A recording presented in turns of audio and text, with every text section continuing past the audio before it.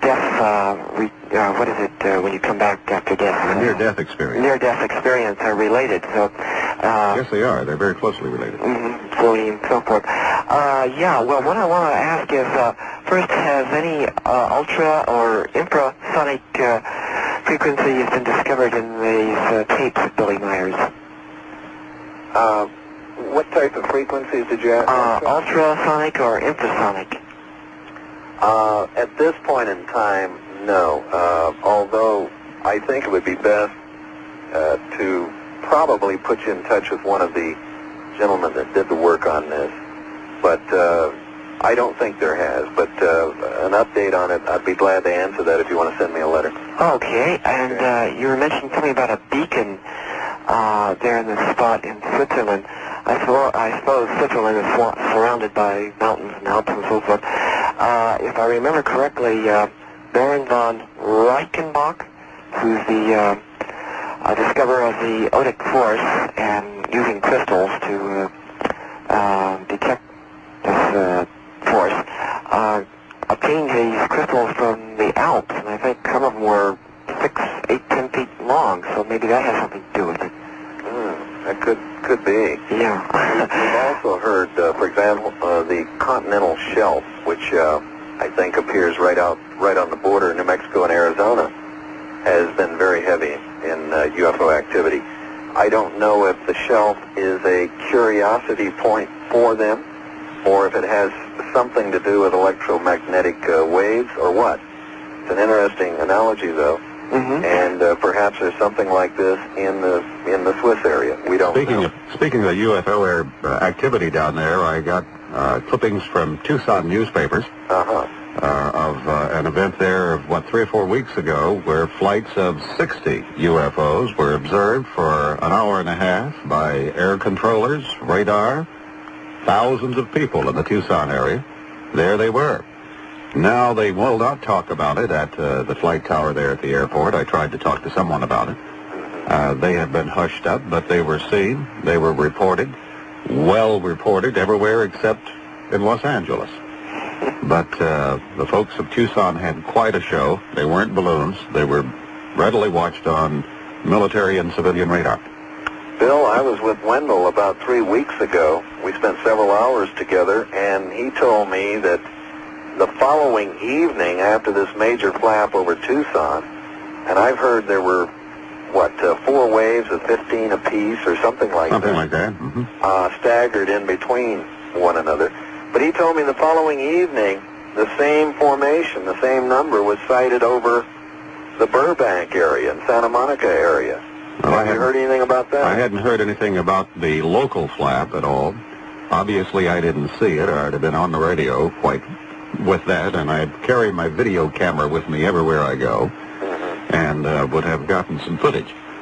But it's interesting to me how legitimate news media, whenever they have a really incredible, well, I hate to use the word incredible because that means not to be believed, but astounding story like this. I think footage was shown on television in Tucson. And also Phoenix. And Phoenix. But the great editors of Los Angeles were not interested in that story. It's much better to have a wreck on the freeway on the tube. Well, Cora Lorenzen called it, she was interviewed by the local television station, one of them. She called it one of the greatest flaps of all time. And it probably is. Because she said it was a whole revolutionary new, pioneering phase for sightings. Well, it's similar to the sightings of last summer up in northern New York, although those were nighttime sightings, but thousands of people saw that. And again, wrecks on the freeway were far more important to our newspapers and television stations. Okay, Edson, appreciate those questions a great deal. Thank you very much. And Bob, you're on. Oh, hi, Lee? Yes. Hi, I don't know if you can hear me too well. I can't hear you too well. Oh, you're both coming in fine. Okay. I've had considerable difficulty locating Volume 1. I saw it, I think, around December of 81 for the first time in a bookstore.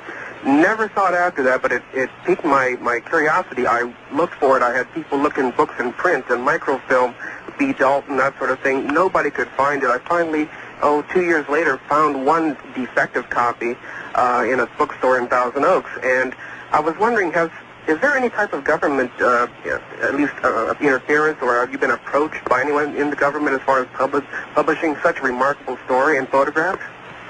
Okay, I think that's a 2 or 3 part answer there. First of all, Volume 1 is out of print, has been since '81. Let me go back to Volume 1. The reason we published it, Genesis 3 was set up, organized, and everything with the investigators of this case. When we got involved, we found that the expenses of investigating this case in Switzerland became astronomical. We were into 6 figures. Wow. Now that's the most. We've spent more money investigating this case than any, I think, 10 other UFO cases in the history of UFOlogy. So we had to come up with a solution to finance this investigation. And the solution came about through Volume 1. And the investigators set up Genesis 3. We published Volume 1 as an overview of the case. And we felt, well, we'll be lucky if we sell a couple of thousand. Maybe we can offset some of these tremendous expenses. Instead, it became an occult classic. We found that we have no idea. I'd like to know where mine is. However, the Beamship videotape, yes, I think surpasses Volume 1, and it probably will be a classic unto itself as well. Because, Bob, you not only get to see the pictures that are in Volume 1, or many of them, but you'll also get to see the movie footage. That's another thing. I was curious as to why this case, as explicit as it is in its evidence, is not been detailed at all like in the book by Fawcett and Greenwood, Clear Intent. Mm-hmm. And no one's even mentioned a word of it in there, even in passing. And it seems so remarkable. It's almost as if I've shown it to people and they look at me like, that's incredible, but is it for real? I think one of the reasons is that Larry Fawcett, for instance, just doesn't have the hard evidence at his disposal, so it would be sort of improper for him to make too much comment about it. Oh. Well, let me ask you this. Volume 2, is it going to be as hard to find as Volume 1 has been? There are limited quantities left of Volume 2. But Volume 2, you'll be very happy with it. I now keep mine under lock and key. The one I got is a publisher's defect. It's put, a couple of the sections are upside down, but I bought it anyway because it's the only thing I could find after 2 years. And it's somewhat of a collector's item on top of that. Well, Volume 2 is just as excellent in the picture and the photography. It answers a lot of the questions that were unanswered in Volume 1. Terrific. Thanks a lot. All right, Bob. Bye-bye. And we have another Bob on the line. Bob, welcome aboard. There you are, Bob. Yes. I hit the wrong button. Yes, hi. I was wondering about this recent flap. About 6 weeks ago, I was outside about 2 a.m., and I saw a flight of 3 oval objects over the San Gabriel Mountains. I live in Pasadena. Now, this is 3 weeks ago? About 6 weeks ago. And it was about 2 o'clock in the morning. Well, you know, they came right over my house. And what was I doing? Sleeping. I've never seen anything. They were in absolutely strict formation, perfectly spaced out from each other. There were 3 of them. And they held this formation and skimmed right over Mount Wilson. And you could see them passing in front of portions of the mountain, but actually moving through a cloud layer. There were some scattered clouds. You say they were oval objects? They were oval, and they were completely white. And this was nighttime? And it was 2 a.m., so yeah, they were illuminated from inside. It looked like street lights almost, but they were flying. Were they windows or just an orb of light? The whole shape was lit, was glowing. Very definite oval form. And no sound whatsoever that I could hear at this distance. So they must have been about 2.5 to 3 miles away from me. Mm-hmm. But it was very strange because I never had seen anything like that before in this area, at least. Well, there has been an increase in sighting activity in Southern California, Arizona, New Mexico, this area. I was wondering also in the films, are there situations where you can see part of the landscape behind the object and portions in front? That's what this situation was like. Oh, absolutely. Oh, yeah. Yeah, because I know I've done a lot of films myself with miniatures, and the hardest thing to do is to put a large or a living object like a person or a large moving tree or something like that in front of something that's small. That's where you really get into problems. Yeah, the perspective, whenever you really start analyzing the perspective of the craft as it moves toward you and then back, you know you're not dealing with a model.